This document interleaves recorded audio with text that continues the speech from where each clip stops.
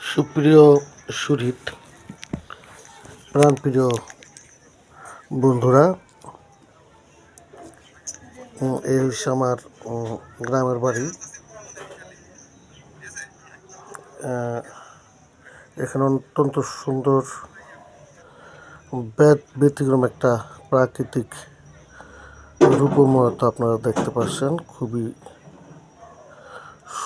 সুসজ্জিত একটা গ্রাম। এখন আমার কাকাকে দেখা যাচ্ছে, জয়নাল মীর জালাল আহমেদ, আমার বড় কাকা। দূরের গ্রাম,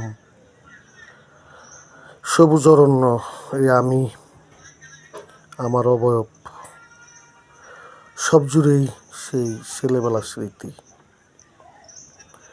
স্বজন কুলের আমার বংশীয় বিস্তারের যে মানুষগুলো, জালাল কাকা, আমার চাচাতো ভাই আমিনুল ইসলাম, আমার গ্রামের পরিবেশে। এরা যখন শুনলো আমি গ্রামে যাব, তখন সবাই আমরা একত্র হলাম। আমি দীর্ঘদিন পর গ্রামে গেলাম, প্রায় এক যুগ পরে। আমরা এই যে কাকারা বসে আসেন, এরা সবই আমার বাড়ির, আমার গ্রামের।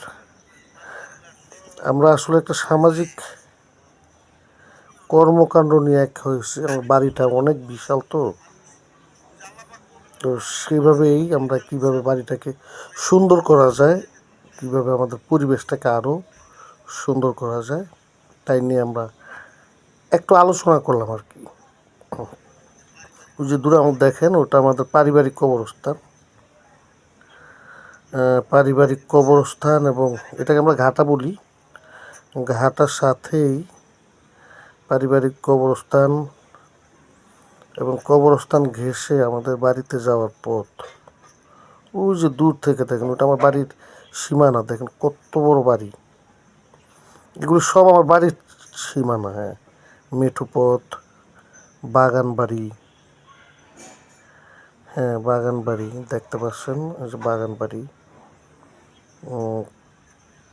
ঘন বন যেটাকে বলা হয়, গাছপালা, অরণ্যে ভরপুর। যে কারো মন আকৃষ্ট করার মতো একটা গ্রাম, একটা বাড়ি। দক্ষিণে হাওয়া, প্রাঞ্জল পরিবেশ।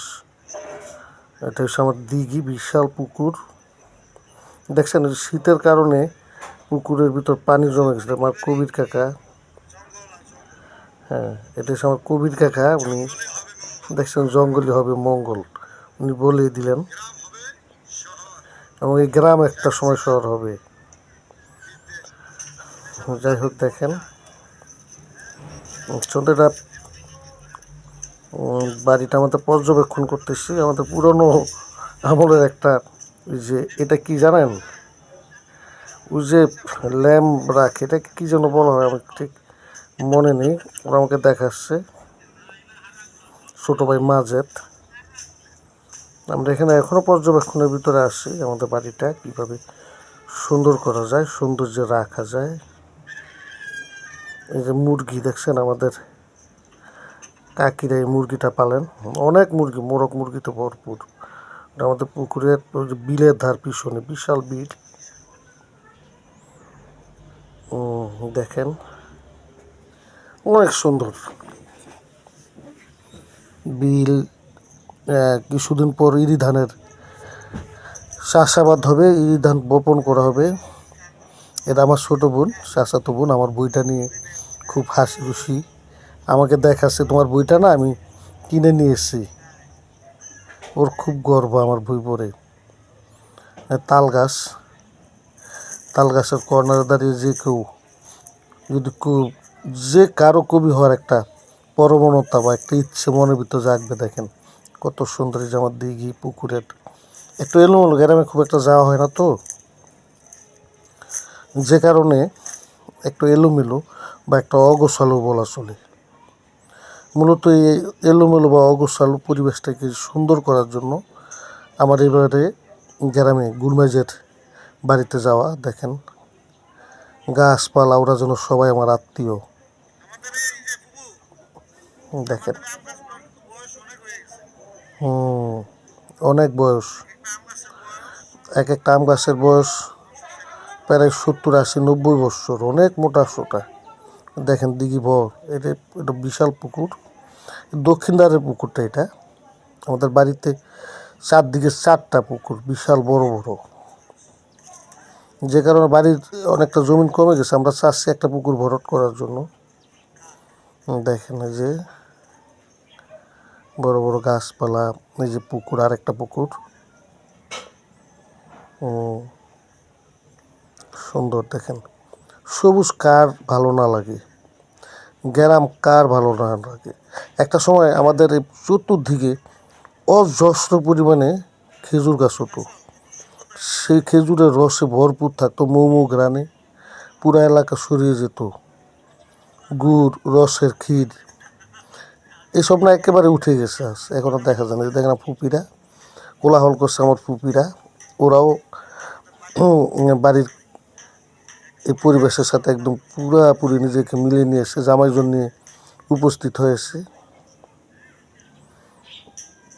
আমাদের বাড়িটার জন্য আরও সৌন্দর্য করা যায়, সে কারণে যে আমি দাঁড়িয়ে আছি।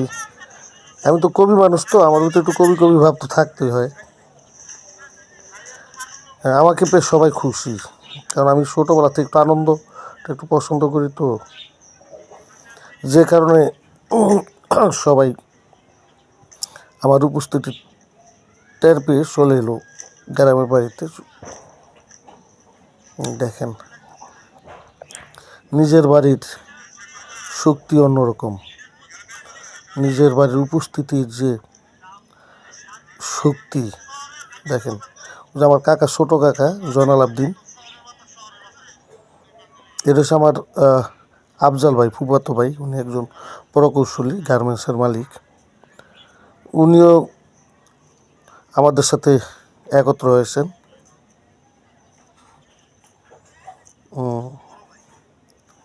একেবারে সাধকের মতো একজন মানুষ।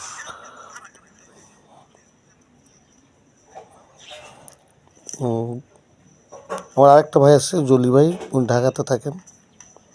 তারপর পিন্টু ভাই। দেখেন এই যে বাড়িটা, দেখেন আমার দাদা, ছোটো দাদার করা, বীর মুক্তিযোদ্ধা মান্নান ব্যাপারী আমার দাদার নাম। খুব সুন্দর করে বাড়িটা বানিয়েছেন। এখানে আমরা খাওয়া দাওয়া করছি প্রথম। দেখেন কাকারা খাওয়ায় খুব ব্যস্ত, আমি তখন কাজ নিয়ে ব্যস্ত। চাচারা খাচ্ছে, খুব আনন্দ পাচ্ছে। আমি দেখে না, আমার দেখে দেখে আমার হৃদয় জুড়াচ্ছি। বাড়িটাও অনেক সুন্দর করা হয়েছে। এই বাড়ির সাইডে দেখেন ওই যে বিলের ধার, তার একটা পুকুর। দেখেন এই যে আমার কাকির সাথে কথা বলছি। এটা অনেক সুন্দর, অন্যরকম ব্যাপার স্যাপার। যে আমার চাচা ভাই আমিনুল আমার সাথে গেল। আমি দাঁড়িয়ে আছি, পর্যবেক্ষণ করছি, গ্রামটা দেখছি, দেখার মতো গ্রাম, একেবারে ছবির মতো। দেখেন কবি মানুষ তো, মনের গভীরতা অনেক। ভালোবাসি প্রকৃতি, ফুল, পাখি, অরণ্য, আর ভালোবাসি এদেশের মাটি ও মানুষকে। এছাড়া আমার কোনো কিছু চাওয়ার নেই। আমিনুলে দেখছেন মিটি মিটি হাসছে, অনেক খুশি। ভাই, বড় ভাইয়ের সাথে এবারে যুক্ত হতে পেরে অনেক খুশি। ও থাকে নারায়ণগঞ্জের ধর্মগঞ্জের এলাকায়। দেখেন অনেক সুন্দর আমার গ্রাম। ওই যে পারিবারিক কবরস্থান, পুকুর। ফিরোজ কাকা অনেক প্রাণবন্ত একজন মানুষ। ফিরোজ কাকা আমার একজন শিল্পপতি।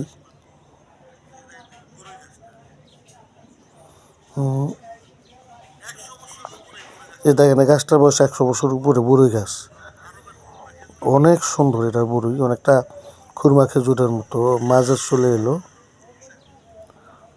ফিরোজ কাকা কথা বলছেন, হাসছেন, তার হাসিটাও বেশ সুন্দর। না না, 100 বছর তো হবেই বড়ই গাছের বয়স। খুব সুস্বাদু একটা বড়ই গাছ, খুব স্বাদু একটা বড়ই হয় এটার ভিতরে। যে খায় সেই বলে যে একটা ব্যতিক্রম কিছু খেলাম। বড়ই যে বড়ইয়ের মতো খুব লাগে না, খুবই মিষ্টি। অন্যরকম একটা বড়ই গাছ। কাকার সাথে দাঁড়ালাম যে স্মৃতি হয়ে থাক।